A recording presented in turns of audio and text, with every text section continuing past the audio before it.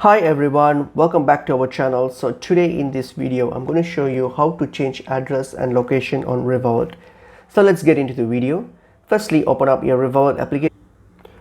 Once I've opened up your application, then log into your account. So I'll just do mine. So I'm going to log in. Alright, so okay, once that's done, so what you're going to do now here is on your top left here, click on your name or your profile. So once you click on it, then scroll down and you will see account option. So click on account. And under account you will see personal details. Click on personal details. You'll see my screen is blanks out. It's because I'm screen recording it, and due to the security and privacy reasons blank out.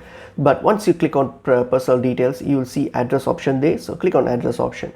Right, so when you get to address option here, you can change your address here, and then you can change everything except for your country, because country you won't be able to change your country, actual country, because your account is registered to your current country. So at the moment you can't simply change that due to legal issues. So what you have to do, you can only change your address within the country. So if you want to change your country, then you just have to close your account and reopen a new account based on your new country. So that's the only option how you can change your actual country.